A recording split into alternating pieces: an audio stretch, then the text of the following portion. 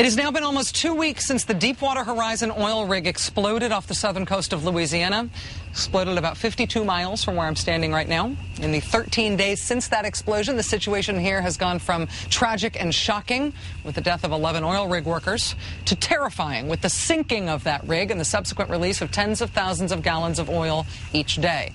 It's since gone to shocking all over again, with revelations that this spill, this unstanched, thundering flow of crude, is more enormous than it originally seemed. How did we get here? How's the response been so far? Well, here's the tick-tock of what's happened. That Deepwater oil drilling rig exploded at about 10 o'clock Central Time on the night of April 20th. What followed was an all-hands-on-deck search and rescue mission led by the U.S. Coast Guard. In the middle of that operation on April 22nd, the devastated oil rig sank into the Gulf of Mexico.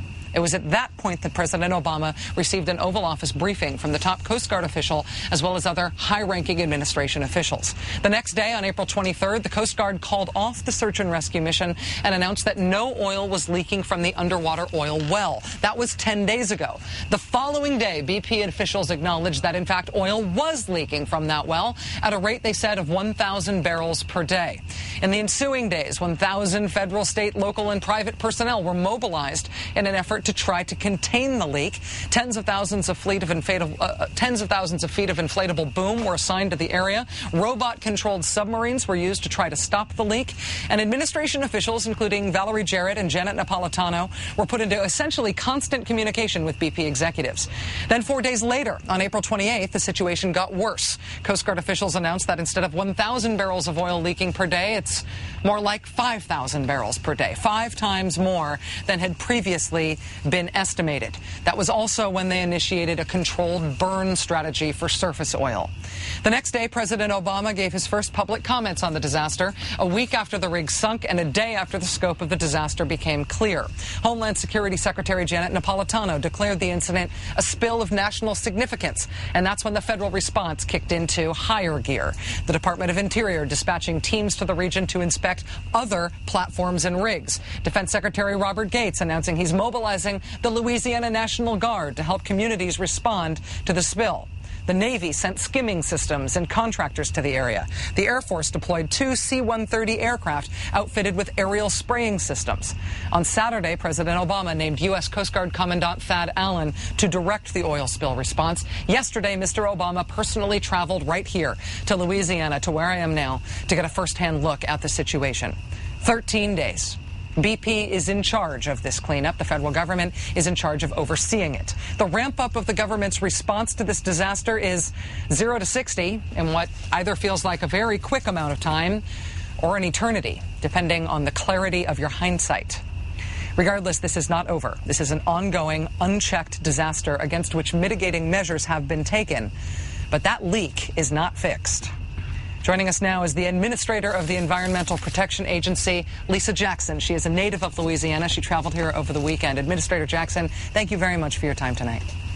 Hi, Rachel. How are you?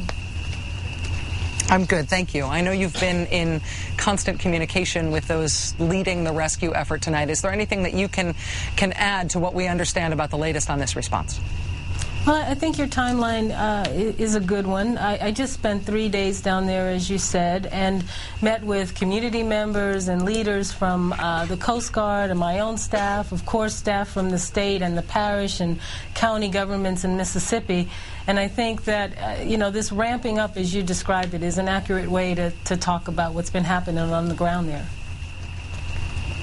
I know that it is BP's responsibility to pay for this disaster. The president himself has repeatedly reiterated that.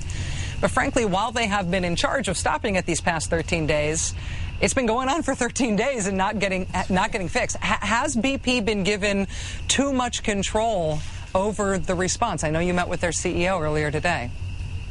Yeah, I think that one of the things we have to remember is that there are some things that BP has some expertise on, and oil companies have expertise on. In your earlier segment, you talked about the fact that this is cutting-edge technology. I would agree with all of that. There are other things that the government's pretty good at. For instance, the estimates of the spill, the original knowledge that we had too low an estimate coming from BP came from the government. The air monitoring that EPA is doing, the work that we're doing to get mobilized for shoreline response through the Coast Guard, I think there the government can and must take the lead to give some assurances to citizens.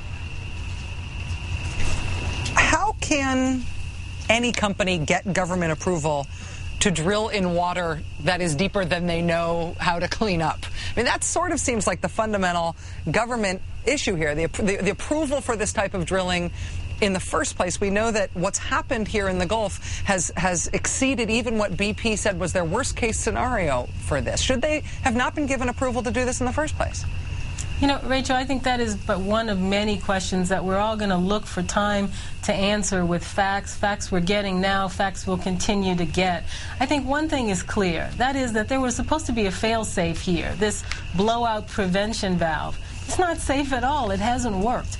And sadly, there isn't much redundancy in that system. So what we're finding out is that BP now has to turn to innovative techniques to try to stem this ongoing release of oil. At an event earlier today, Governor Rick Perry of Texas said that this disaster, talking about this disaster, he said, from time to time there are going to be things that occur that are acts of God that cannot be prevented. My sense to that is that this wasn't an act of God, it was an act of BP, in the sense that they were responsible for this not happening, given that they were responsible for the oil coming out of this seabed. What is your reaction to that, this idea that this was somehow unpreventable? I just don't understand this rush to try to determine what happened and, more importantly, what it means. I absolutely applaud the idea that we all need to be thoughtful about thinking about later what this means. But right now our focus has to be on the people who are affected. Certainly, originally it was on the people who were lost and missing, but we have to stop that oil from coming out of the seabed. It's coming out, and it's making a bad problem even worse. So I don't want to speculate about why the governor said what he did. This is a mechanical failure right now. We may find out some other things caused it, but right now there is a fundamental failure of the fail-safe mechanism. Talking to people down here today in Venice, the conversations that I had with people kept coming back to the same thing over and over and over again. Nobody has any confidence that we can actually cap that well. Nobody has any confidence that at 5,000 feet under the surface of the sea, that we have the capability, or that BP has the capability, or that any human has the capability to shut down something that is gushing the way that it is. Are you confident that it can be capped? I'm not confident, but I have to believe that we cannot rest until it is capped. I mean, the people of the Gulf Coast, when I talked to them yesterday, there's a certain fatalism. If you live down there on the Gulf Coast region, if you live in that area, you're below sea level, behind levees, all that's designed to protect you, and we all know that things go wrong. We have recent examples that they go wrong. What I keep saying to people is that we have to rely on the resilience and expertise of people down there. We have to listen as much as we talk in case there are some ideas. One of the things that's clear is that the technology to control this is probably going to come out of the industry that developed the technology to drill that deeply. And that's something that I'm sure we'll have lots of conversations about going forward. Environmental Protection Agency Administrator Lisa Jackson, thank you for your time tonight. The whole country wants this resolved and looking to you as part of the administration for leadership on this. Thank you for your time.